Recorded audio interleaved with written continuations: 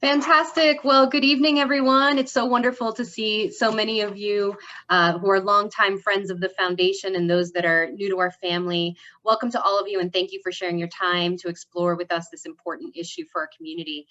For those who I haven't had the chance to meet yet, my name is Tatiana Hernandez, and I'm the new-ish CEO of the Community Foundation here in Boulder County. And while I may be new to this role, the Community Foundation is celebrating its 30th year this year. Some of you have been with us from the beginning, helping to catalyze philanthropic support for issues in our community and beyond. Today's discussion and the film that we're discussing is a perfect example of a global issue with local implications. I know many of you were also joining us for tomorrow's panel discussion where we'll go into the local implications and how they fit with the work of the foundation. We don't have nearly enough time to cover all aspects of plastics and all of the efforts throughout Boulder County to mitigate or eliminate its effects. What we can do is continue to ground our community in a shared understanding of the challenges, bring light to some of the work already in motion, and from there, build on the existing momentum on this issue, which includes all of you, in an effort to explore future innovations and progress.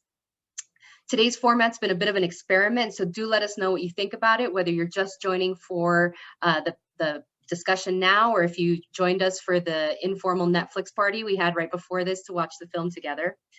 Of course, all events like this take a village, so I'd like to offer my deepest thanks and our deepest thanks to Jennie Curtis for helping to create the Environmental Affinity Group and for introducing us to this film, and to Michael Lahini, the Executive Director of the Story of Stuff Project. Thank you both for being here with us today. I'd like to thank the Community Foundation's dynamic duo and Peggy Driscoll and Brooke Kale for always bringing fresh ideas to the table and following through to make it happen. And I'd like to thank all of you for your curiosity, for your openness, and for your passion in joining us today. Hopefully this doesn't feel like just another Zoom, but like I said before, more of a Netflix party with like-minded friends. Finally, some housekeeping before we turn this over. If you missed the film today, the link and password will be live through the end of February. Please do take a time to see it, maybe watch it again. Please make sure to post your questions in the chat. We'll try to cover as many as we can. And we are recording today's conversation, and we'll share that out with you after today's event. Thankfully, we're not recording right now, so you won't have to hear me give this intro again. With that, I'll turn it over to our wonderful moderator, Jennie Curtis. Hi, everybody. Really glad to join our community and the discussion with Michael Lahini. Just a little bit about myself. I'm a resident of Boulder County. I'm the executive director of the Garfield Foundation, and I'm a member of the Environmental Affinity Group of the Boulder Community Foundation. So we all welcome you here today. If you haven't seen the film, please do. It's such an eye-opener. Michael and I go way back since he started with the Story of Stuff project. I was actually on the board for a decade, and I'm absolutely thrilled that you're joining us today, Michael. Thank you for that. Just a little bit about the Story of Stuff project. It was actually inspired by Annie Leonard, who wrote a book on the same topic. I was among a small group of funders who used to invite her to environmental philanthropy conferences to deliver a live speech about the story of stuff.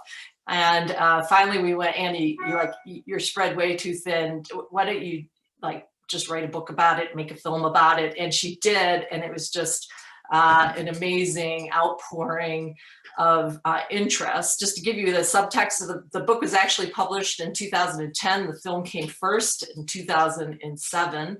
And what evolved from that was an organization called the Story of Stuff, which Michael joined very shortly after it was founded. And they have since started with the short clip films, which were making information about stuff, where it goes after we consume it. And they have since done 9 films and have had over 75 million views of those films. The Story of Plastic is their first feature-length documentary, but I must tell you, they are the masters of communicating with everyday people about everyday things that a lot of us just don't think about. And as you can see from the film, it's just so stark, and you finally go, oh, my reaction was, I just had no idea the extent this, where our stuff ends up and how it affects people all over the world.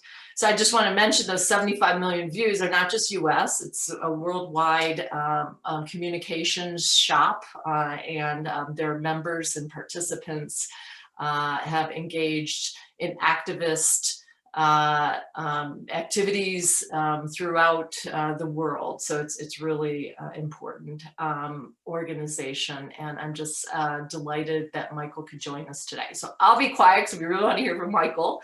And Michael, if we're going to scan the chat box, please put your questions in there. If something came up for you during the film or even during Michael's comments, we'll be scanning for that. Otherwise, I'll just, if you don't mind, kick you off with tell us a little bit about what was inspired the movie, behind the scenes, any thoughts you have to kind of set the table, if you will, for our conversation today. Thank you, Jenny and Tatiana, Peggy, Brooke, everyone else involved in organizing the screening and the panels tomorrow. I hope all of you get to participate as well.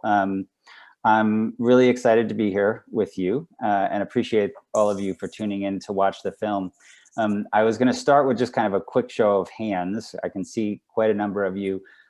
If you would just raise your hand if you learned something new from the movie. Did you learn something new about plastic pollution? Okay, that's awesome, because that was the idea. I see a lot of hands raised. I want to leave as much time as possible for conversation. So I'm going to try and keep my remarks brief this evening. There are sort of a couple of main threads I want to pull on in my time with you. As Jenny mentioned, sort of why we made the film, why we told the story in the way that we did. And I also just want to share a few thoughts about where the fight to end plastic pollution stands today, and ways that you, your colleagues, allies, friends can jump in to help. So sound good? Good. Let me start with a piece of advice, though, first of all. Don't ever make a documentary. Seriously, just don't. It's expensive, it's time consuming, sometimes really frustrating. And while we're all incredibly proud of the result we achieved with the story of plastic, I can honestly say I will never do it again. I'm going to stick to the little short stuff. But in all seriousness, many filmmakers will tell you their projects are works of love. The story of plastic was a work of solidarity. And here's what I mean by that. 6 years ago, our organization was fresh off an exhilarating win. After a multi-year campaign alongside a huge number of partners, we'd succeeded in getting Congress to pass a ban on plastic microbeads in personal care products. Maybe you remember that campaign. Personal care companies had started to replace the organic abrasives that they put in everything from skin cleansers to toothpaste with plastic beads known as microbeads. And of course, by design, these plastic beads were going down the drain through water treatment plants and into the environment by the trillions. Caught red-handed, companies like Johnson & Johnson immediately started promising they'd phase out plastic microbeads from their products. But having dealt with companies like this before, we were skeptical that they'd live up to these promises. So we encouraged states to start passing laws that would hold them to their pledges. And eventually, after we'd passed a patchwork of state regulation, the companies just about begged for a federal law, a demand we were happy to meet, and President Obama signed that into law. That win attracted a lot of attention, but along with the accolades came a challenge. A program officer named Steve Campbell from the Oak Foundation in Europe was convening a group of activists from the US, Europe, and Asia to see if we could take what we'd learned from the microbeads fight and other ongoing fights around the world around plastics to a broader scale. The challenge we faced was simple. The plastics problem was simply so much bigger than the efforts we were fielding to address it. To use the metaphor we used in the film, we were using a teaspoon to bail out a bathtub with the tap on full blast. And so for nearly 2 years, we met with allies around the world and at all parts of the plastic supply chain, eventually launching what would become known as the Break Free from Plastic movement. We realized that in order to solve a big problem like plastic pollution, we had to better understand the full system. And then once we understood the system and how our work complemented each other's, we'd be able to work together to transform it. One of the core pillars of the strategy that emerged from these meetings was an effort to shift the dominant narrative about plastic pollution. And one of the central initiatives of that strategy was a media project that became known as The Story of Plastic. All those folks you just watched in the film, the Indian waste pickers, the Pennsylvania pipeline fighters, the Chinese investigators, the Houston fence line activists, the Indonesian lawyers, they are break free from plastic. So when I say this film was a work of solidarity, I mean it literally. We made this movie first and foremost for the movement. And we had two main goals. First, we wanted to challenge the way the plastic pollution story was being told. You probably know what I'm talking about. You've seen these. White ocean explorer surveys the plastic gyre and authoritatively states we must stop this. And the solution, he usually turns to look at you and me and suggests that if we could just change our personal habits, we'd fix this situation in a snap. What we wanted to do was draw the audience attention back from plastic's end of life, where often we are focused, to the full life cycle of the material. And to do that, we knew we had to tell the story through the lives and work of the heroes you just saw on screen. And what I'm most proud of is that now, when you read media stories, when you see what work is being funded, when you see where the energy is around this issue, it's not unusual to see folks talking about how pipelines and plastics are connected. It's not unusual to see pushback on this really awful idea that Asian countries are the ones responsible for plastic pollution. And it's not unusual to see communities focused on holding the real litter bugs, the companies who created all this plastic in the first place, to account. Our second goal was to use the film as an organizing tool. So while we did the film festival circuit, we won some awards, we signed a TV and streaming deal, we also carved out the ability to organize free grassroots screenings of the film like this. And as of today, we've organized nearly 2,000 virtual screenings in more than 80 countries.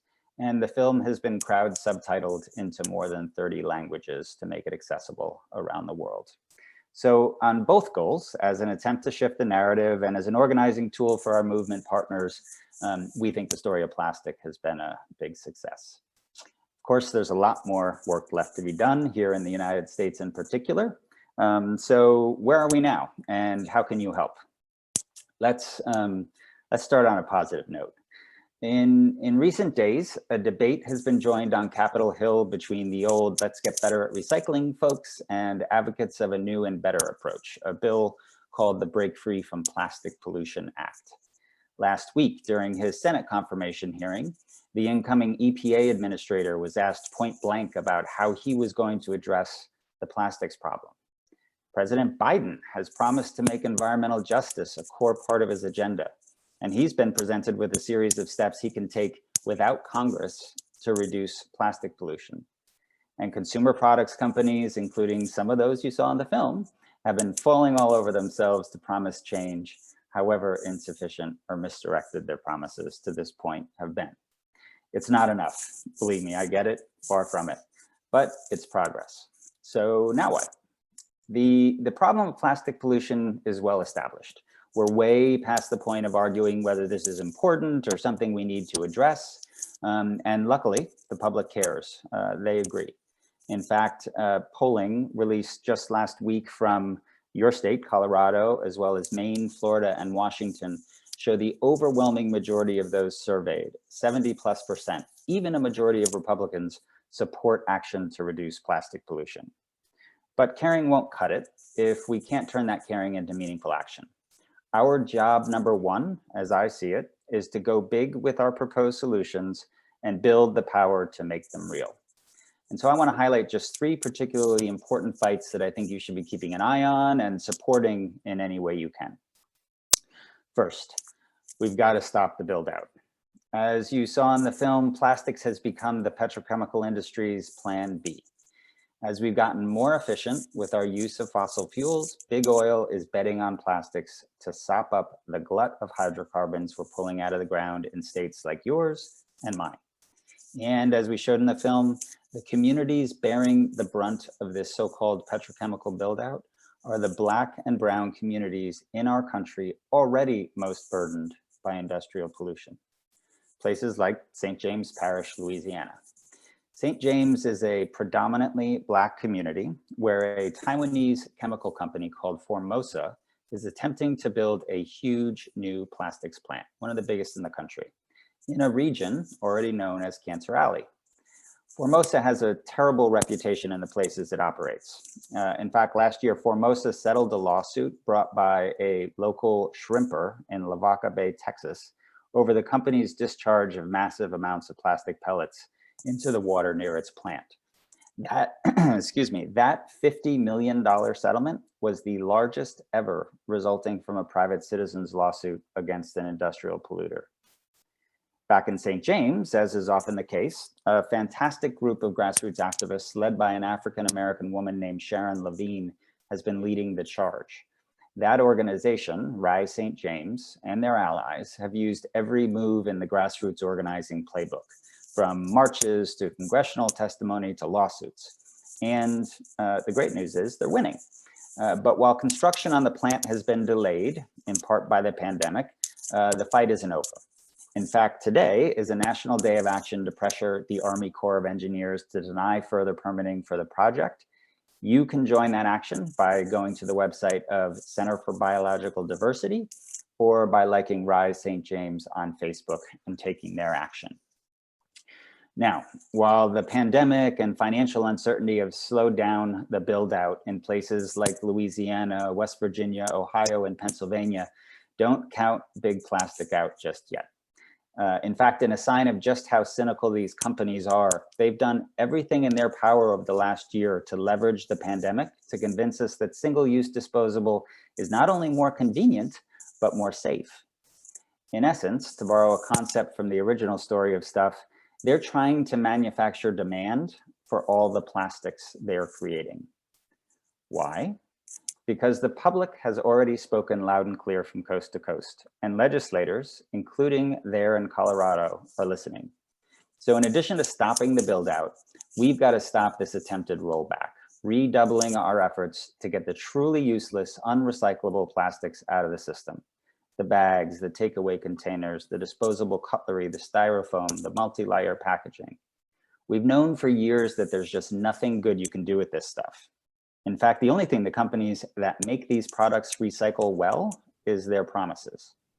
And their newest promise, a false solution they're calling advanced or chemical recycling. Don't believe the hype. There are some plastics we just have to say, no, not here, not ever. The good news is later this month, Colorado lawmakers with support from two great groups in your state, Environment Colorado and Colorado PIRG, will be introducing legislation to ban plastic bags, ban styrofoam, and importantly, roll back your state's local preemption law. Just this morning, we released a video featuring two youth activists from your state who have been campaigning for these changes. But it's not just Colorado that's jumping. In 2022, California will have a major plastics use reduction proposition on our state ballot, and Washington, Maine, New York, and others have joined you on the push for producer responsibility. In DC, at the federal level, I'll be honest, this is going to be a longer term, sometimes uphill fight, but the Break Free from Plastic Pollution Act has planted an important flag for all of us to be working towards, in much the same way the Green New Deal has been an inspiration for the climate movement. And then finally, once we've fought the build out and stopped the rollbacks, we've got to chart a new course for a truly plastic-free economy.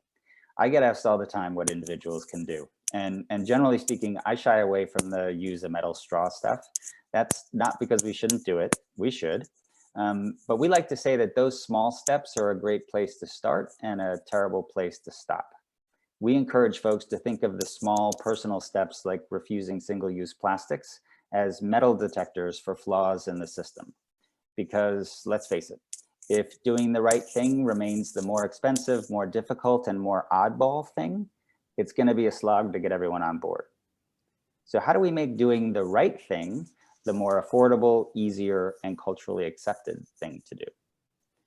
Well, we stop relying on individual behavior change and start creating systems that help people to do the right thing. For instance, in Colorado, you don't have a bottle bill or what's called a deposit return system. Under these systems, which exist in only 11 states, consumers pay a 5 or 10 cent refundable deposit on beverage containers, like a plastic Coke bottle. Turns out, putting a price on bottles and cans, even just a nickel, incentivizes people to return them. So in a state like Michigan, which few of us would call a paragon of environmental progress, you get 90+% redemption of these materials. And the cool thing about this old idea is when you have a system of take back at scale, you can do some other great things as well. So take these craft breweries in Oregon who've joined together to create a reuse program as part of that state's deposit return system. Several years ago, brewers agreed to a uniform bottle and paid to buy them. Now, rather than rely on the recycling system to smash up their bottles and make new ones for them, they get their bottles back, washed, and ready to refill when the deposit is redeemed. Imagine if we stopped relying on voluntary programs, great as they are, and started building systems at scale to support reuse, refill, and other solutions that would reduce our plastic footprint. That's just one example, but the point is we've got to start supporting and investing in businesses that figure out innovative ways, or even old-fashioned ways, to deliver their products. And yes, while our focus should be on reducing the amount of plastic we use, we've also got to encourage materials innovations as well, investing in companies like Mango Materials from the film, who are figuring out new biologically benign polymers for plastics applications that we can't do without, like fishing line. Okay, so that's a lot, but let me leave you with this. The great thing about a system as big and woolly as plastics is that there's lots of places to intervene. So if you're ready to pitch in, I'd start by thinking about where you believe you can make the most meaningful impact. Then reach out to your community and find allies who care about those things too. In your own lives, at home, in your businesses or organizations, make a meaningful commitment to reducing your own plastic footprint. Get rid of the disposables, buy from suppliers who use less or no packaging, stop using things like bottled water at events. But don't stop there. Make sure you're also supporting the frontline environmental justice heroes waging battles against the petrochemical giants. Support laws at the local, state, and national level that will hold these companies to account. And invest in companies and systems that can transform the economy so that it's more sustainable and circular. I'm going to just close by inviting, by inviting you to host a screening of the movie yourself. If you have a community group or organization that would be interested, you can find out how to do that at storyofplastic.org. And I'd encourage you to have a look at breakfreefromplastic.org, the movement's website. And then I'd also just be happy to have anyone reach out to me with any questions that can't get answered today. I'm Michael at storyofstuff.org. And follow our social channels. That's a great way to sort of follow the movement, what we're up to organizationally, and the fight for plastic pollution. So thanks for your time. I guess we're going to move to questions. I think Jenny's probably got some already. And I'm glad to have the opportunity to engage in some conversation. Cool, thank you, Michael. I'm going to try and look to Brooke for some support. But I have to say, as you were talking, it was as if you were channeling the questions that were going to be asked next. So I actually think that you surfaced some of this in your comments already. But we did have a question around best practices in the policy arena, local, state, or federal level. And you surfaced a couple of those with the bottle question, recycling, but yep. Any that you have found particularly impactful that you want to, surface as think about this? Yeah, I guess I would start by saying this. I think an interesting thing has happened in the last couple of years. Excuse me. The folks who had sort of been going after this problem for years had really focused on sort of single product bans, had focused on bags or straws or styrofoam, and those things are important. They're components of the legislation that your lawmakers are about to introduce. But I think more and more what you're seeing is states going towards sort of bigger efforts. And so California, we just came up this short. The reason it's going to be on the ballot, we just came up this short of a really comprehensive Plastics Reduction Act that would have basically charged the state agency, CalRecycle, that runs our waste management system, the state agency, would have charged them with saying, basically, okay, here are the materials that just we have to get rid of, that are going to end up burned or in a landfill or in the environment, that there's no real end of life plan for, and would set targets for phasing those materials out. Basically, if it's not recyclable or compostable, you can't sell it in the state. You can't package your products in it. So I think those kinds of efforts where you're setting ambitious goals, where you are actually saying across the board, if it can't be recycled, it can't be composted, it's out. And then there's a couple of other interesting approaches. You know, I mentioned the bottle bill because in Europe, in Australia, New Zealand, a series of places, there's renewed interest in these systems. The systems in the United States are quite old, most of them from the 1980s. But what is interesting about these bottle bills, I guess not surprisingly, is the beverage companies hate them. So they fight them tooth and nail. There's just this long history. And one of the ways to get around that increasingly has been recycled content mandate laws. So California just passed one, a couple of other states, including Washington, that will be including that, but basically saying, okay, if you're going to sell plastic bottles in our state, they have to have X% of recycled content in them. That sort of, you know, when recycled content right now is more expensive than virgin content, it sends a signal to the industry, okay, I've got to use this content, and it just creates more circularity in the system. So I guess the short answer is the good stuff that we're seeing is stuff that isn't just going after a single bad product, but is setting really high benchmarks, is setting goals, and is forcing the companies to create more circularity in their packaging. Can you say just briefly why the bill failed in California? Just it may be a good informing here in Colorado. Yeah, it's important. So when I said, you know, we both have to be far-reaching in our solutions, which this bill was, and we have to build the power to win them. I think we often, as progressives, sometimes think because the public is with us, then we're good to go. The reality is when you have big consumer product companies, when you have chemical companies, you know, when you have those forces arrayed against you, you've got to bring some power to the fight. And in California, one of the things that we found was we had the public with us from basically Santa Monica to, you know, the Northern California coast. The problem wasn't Santa Monica, Santa Cruz, Berkeley, Marin County. The problem was in the central part of our state, predominantly areas represented by more sort of corporate leaning Democrats. And so, you know, we just need to do more work to be reaching out into sort of non-coastal, non-progressive, non-easily identified liberal areas of the state to build arguments around litter reduction, which are major concerns in some of these communities, particularly around agriculture.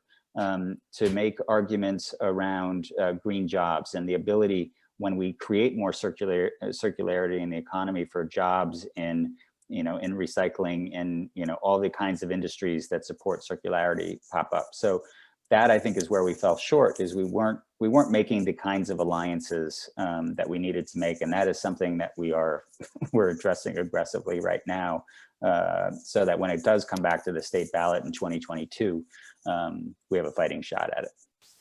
Great, thank you, Michael. We have a question about microplastics degrading from source into smaller pieces, nanoplastics. And, you know, if it's not visual, like how do you get people motivated to reach out to who can make a change about that? And I know Story of Steph has been working on microplastics. Do you want to say something about that? Yeah, the microbeads, this is an important part of this issue. And part of the reason it's important, so when I said, you know, microbeads, part of the reason we were really involved in that fight was they were going into the environment by design. The whole idea was these things were going to wash down the drain. I think that that sort of directness of how these plastics were getting into the environment stuck with people. It disturbed people, and it really did help build the movement in the United States for for more work on this issue. The overall issue of how microplastics are getting into the environment, some of it is that is basically solar, water, mechanical degradation of larger plastics that have gotten into the environment. So wave action and those kinds of things. But some of it is just it's coming off of car tires, for instance, major source of microplastic pollution, probably the largest. Clothing, so the sort of massive shift in our clothing away from natural materials towards synthetic materials.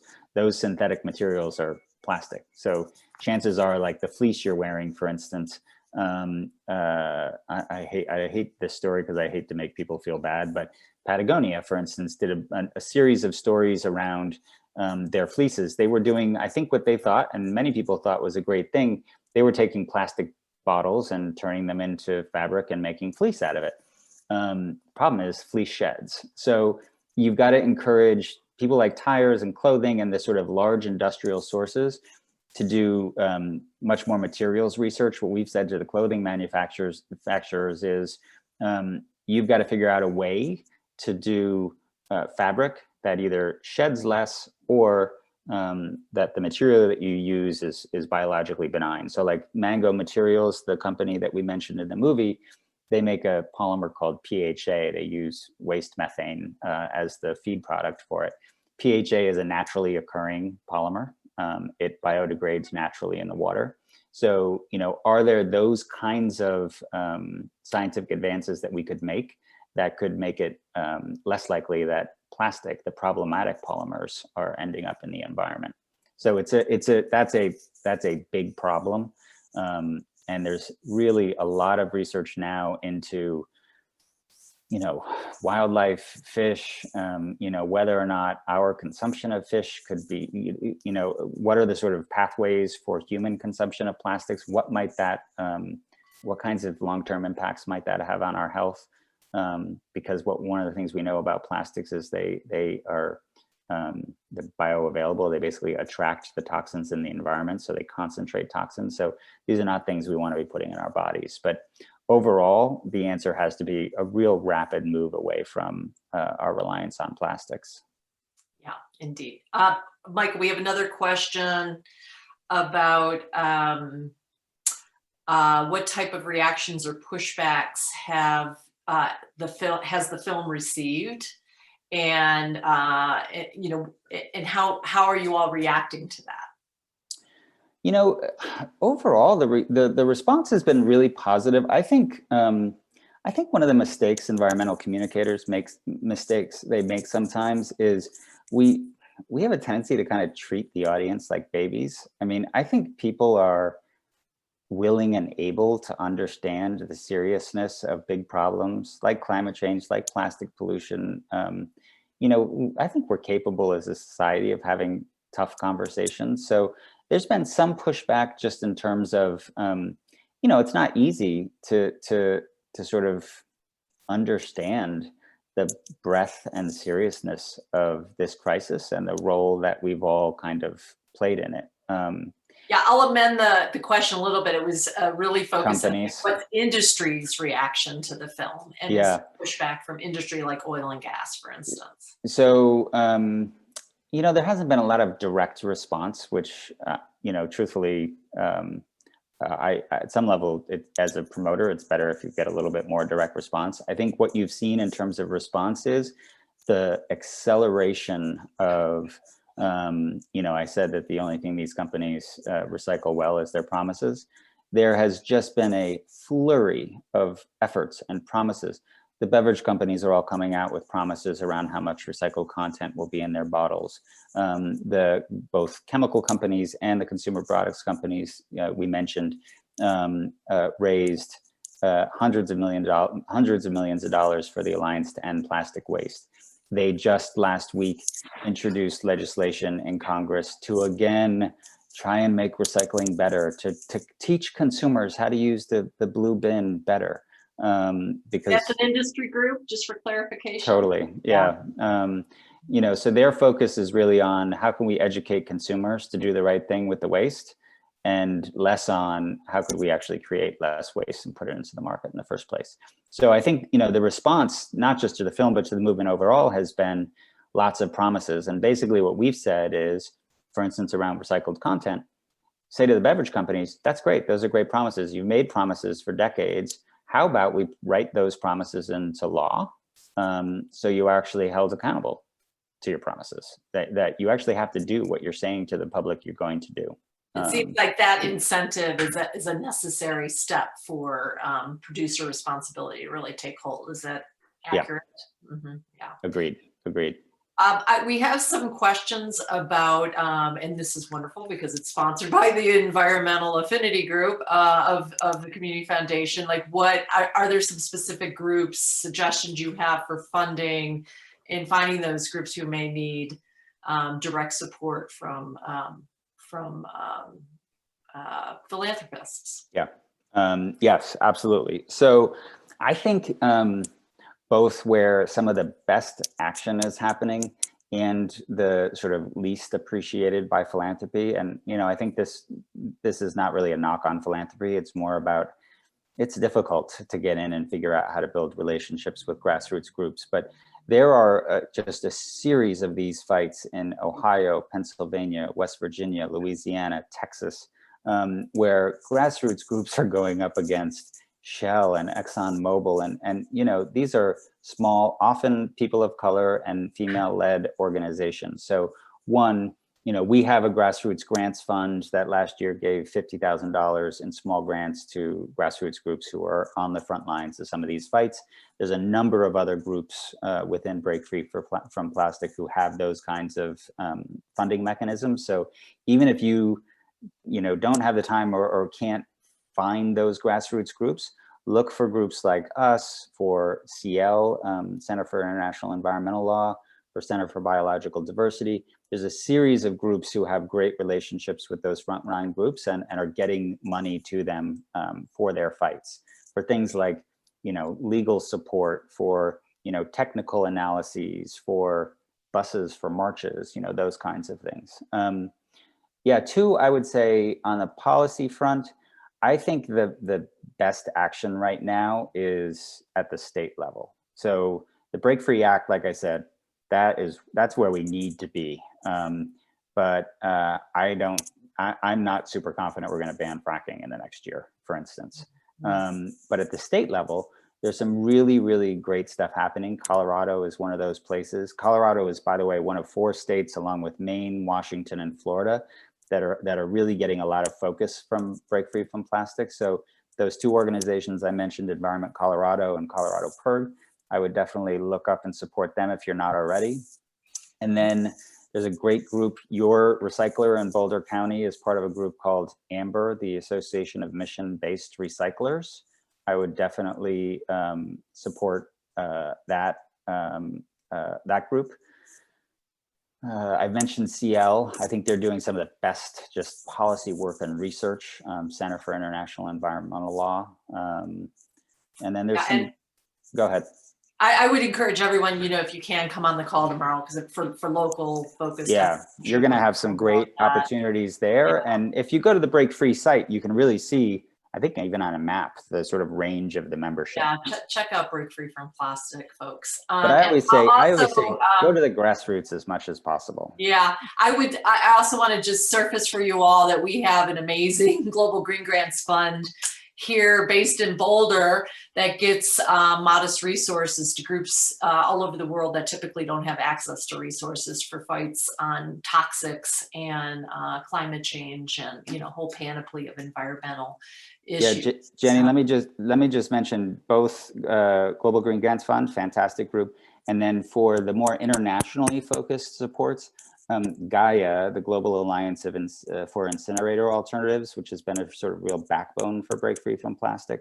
Gaia is a fantastic group to look at that are doing zero waste solutions all around the world. Yeah, if somebody can check that website in our chat site, that would be great. We have some specific questions about the film. A couple people are saying, could we have an update on Mariner 2 East Pipeline and what's happening with the women in Pennsylvania? I don't know if you have any updates from the stories that were featured in the film. Yeah, unfortunately, the pipeline went through. And I don't know what I honestly haven't looked very recently in sort of completion projections for that. There are a series of pipelines, I think it's line 3, line 5. There are a series of pipeline fights around the country right now. There's a great group in Pennsylvania that was formed, a coalition of a lot of these groups, including the folks in Eastern Pennsylvania who are fighting that pipeline, called People Over Petro, that is really doing. Yeah, I said earlier, Louisiana, there's this region called Cancer Alley. They've taken to calling the Ohio River Valley, Pennsylvania, Ohio, West Virginia, Cancer Valley. That is really where a lot of the build out is being concentrated, and you see it in that story. But yeah, unfortunately, the Gerhardts lost that, and the pipeline went through. It was a big bummer. We have a couple kind of technical questions in the solutions arena. A question about, have you heard of plastic eating bacteria or any other kind of, what's the fix for the mess we already have? How do we clean that up kind of question? Yeah. I'm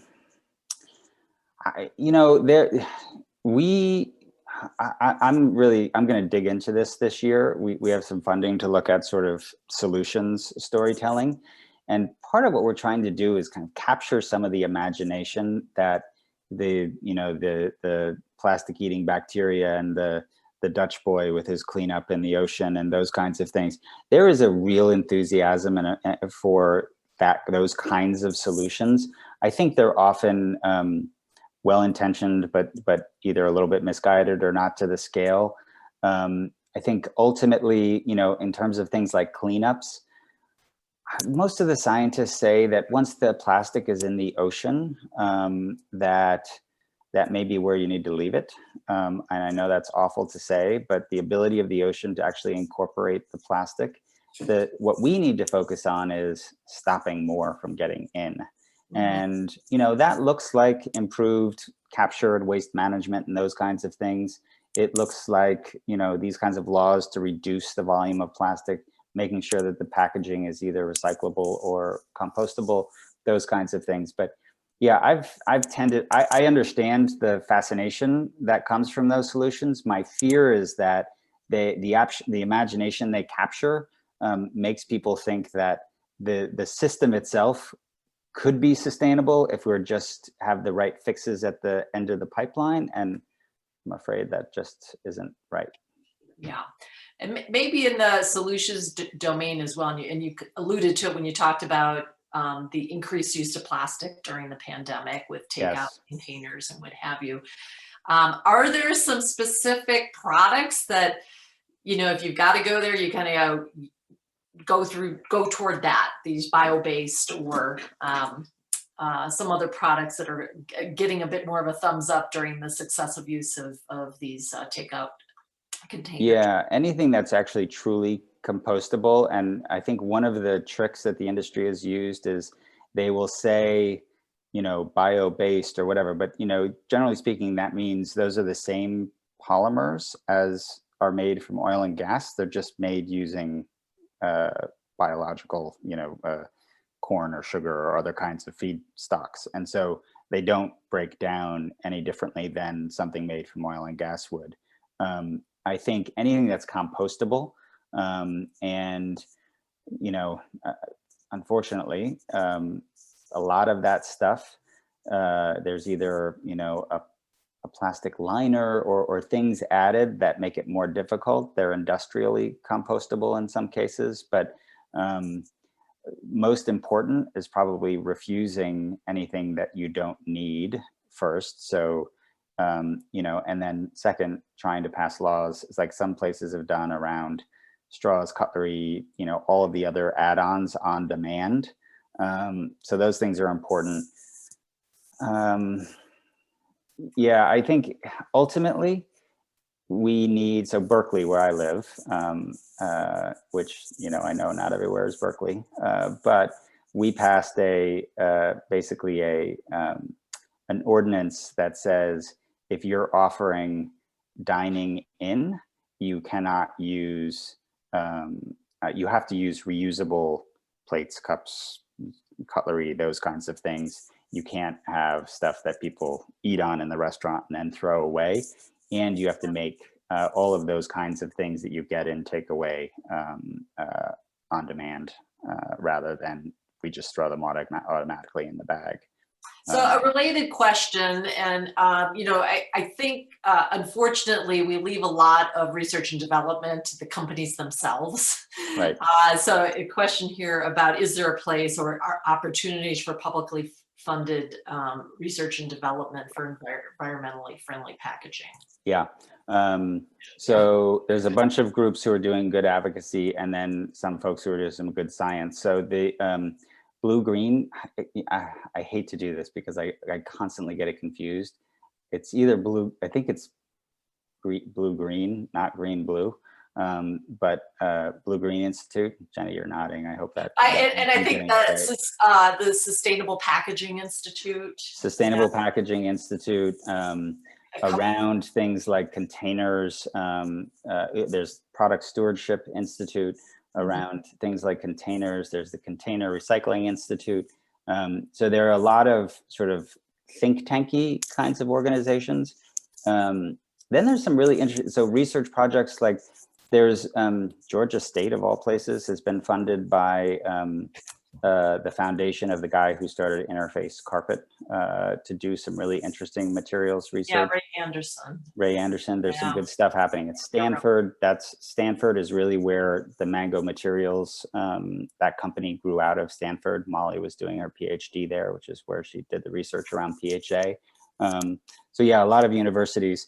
There's also some stuff that I think we have to keep an eye on. So Nestle, not my favorite company, has funded a lot of packaging research in Maine, I think associated with the University of Maine. So there are these efforts from both the companies, and then there's sort of front groups like the Alliance to End Plastic Waste that are supporting research we don't really want to see go forward. But yeah, there are some great groups. And then, we also, truthfully, going back to looking to nature, I'm sure many of the listeners are familiar with the Biomimicry Institute, people who are looking at how can we actually be inspired by nature to figure out wrapping materials and those kinds of things, rather than always going for the cheapest, most petroleum-based, most toxic product. Yeah, thank you. I have to say we have such great questions here. Thank you, everybody. Yeah. Kind of circling back to the local and policy, a question here about how do you respond to the argument by local elected representatives that we don't want to ask any more of our business community, particularly with COVID impacts still so raw, and basically consciously or even unconsciously using the pandemic to stall any policy progress? Yeah, you know what? In the first couple of months, I got it. I mean, we were all scared. Like, I think there was less information on how the virus spreads, what the dangers are. And then we learned that it's largely aerosol transmission. It's not, being spread on, contact plastic bags, those kinds of things. So, so there was some great research, a group called Upstream, did some really great research into, sort of materials and transmission of the virus and what the safety, safety questions were. And those have really, at this point, been kind of debunked. So when you saw a lot of municipalities and even states were pressing pause on their plastic bag laws, were pressing pause on recycling programs, they were just pressing pause on all sorts of things, partly to keep workers safe, which of course I think is important, but partly under pressure from industry in New York, which had just passed a statewide plastics bag law. Basically industry convinced the governor's office to press pause on it because they wanted to press pause on it permanently. So I understand. I think our movement was very careful those first couple of months not to get up in people's faces about the kinds of choices that they were making for the safety of their employees or customers. But at this point, we know enough about how to keep ourselves safe that the answer is not rolling back the progress we've made. As a matter of fact, we've got to go further. The other connection I would just make that I think this is you know, Jennie, you in many ways were sort of the inspiration, like thinking in systems. You know, in terms of COVID and protecting ourselves, the people who are getting the most sick and dying are people who have you know, pre-existing conditions because of exposure to industrial pollution, who have breathing problems because they live in communities that don't have clean air or clean water. So, you know, the idea that somehow or another we need more of this industrial pollution to make people healthier or safety just doesn't make any sense whatsoever. If we want people to be healthier, to live healthier lives, we've got to get rid of this industry. The answer isn't to go deeper into the industry. The answer is to get rid of it. Can you address the disproportionate effects on communities that are downstream or you know, BIPOC communities, brown, Black, Indigenous, people of color communities? Yeah, you see it at both ends of the system. So upstream in terms of extraction and production, where plastics are made and where the raw materials are taken out of are far more likely to be in communities, alongside communities, or affect communities where our Black and brown neighbors live. And then downstream, whether it's an incinerator, there's a big incinerator fight in Baltimore right now, a predominantly African-American city. In Long Beach, predominantly Latina city in Southern California. You know, where we site our incinerators, where we site our landfills and dumps, those kinds of facilities, I think it was Yvette says in the movie, you know, there's no tractor trailer traffic in my nice suburban neighborhood. Like it's just, there's not. So that's where those things are cited. And again, in terms of that long-term impact, we had, Jennie, I know you've been a great supporter of the Cancer Free Economy Network, which is really looking at sort of what are the, you know, the sort of chemical basis for our economy and how does that affect our health. We had a doctor from Harvard on a show that we did with someone from the Cancer Free Economy Network. And basically all the research shows you are disproportionately more likely, twice as likely, I think even 3 times as likely to have a serious case or die from COVID if you live in a zip code that is affected by industrial pollution. So it's not affecting all of us equally. It doesn't affect us when they're making the products and when they're disposing of the products. And then it makes our communities less healthy and resilient. And so, you know, I think plastic does not help my life. Having a plastic bottle instead of my reusable bottle doesn't really help my life. And so, you know, I'm not really giving up much in the way of convenience, but I might be helping my brothers and sisters who live in other communities not die. And that's kind of enough of an argument for me. Yeah, thank you so much, Michael. Totally want to just appreciate all your comments, your wisdom. Yeah, it's just been amazing to have you for this hour. Oh, it was fun. And thanks everyone for your awesome questions. And I'm going to turn it back over to Tatiana to wrap this up. Michael, thanks a ton. Absolutely. Thank you, Jennie.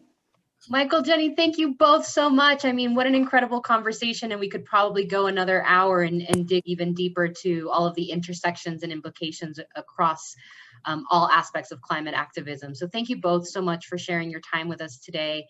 Thank you to everybody who asked incredible questions. As a friendly reminder, we have 2 more discussions tomorrow, one at 1 o'clock and one at 2:30 that will dive deep on some of the local issues and how this affects our community here. Please make sure to stay connected to us Make sure to stay connected to the Story of Stuff and the work that they're doing through that project. Make sure you take action on the resource guide. We're gathering up all these incredible resources, and we'll share those out with everybody. Again, this is being recorded, and so we'll share that out as well. Feel free to share the link to the movie as well, so we can. Maybe I shouldn't have said that, Michael. I'm sorry. It's okay. It's okay. The link will self-destruct at a certain time, but I think you've got a couple of weeks still. It will self-destruct at the end of the month, but we'd love to get more folks seeing this movie and understanding how we're all connected to the issue. Of course, if you feel compelled to and you can, we encourage you to support any and all of the organizations that have been mentioned here tonight. We would love your support to continue being able to provide opportunities like this for learning and engagement. And so I hope you enjoyed this conversation. We hope to see you tomorrow at 1 and/or 2:30 p.m. Michael, Jenny, thank you again for taking the time today. And thank you all for joining us tonight. Have a great evening. Thanks so much. Take care. Take care. Thanks, everybody. Have a good night. Thanks, Mike.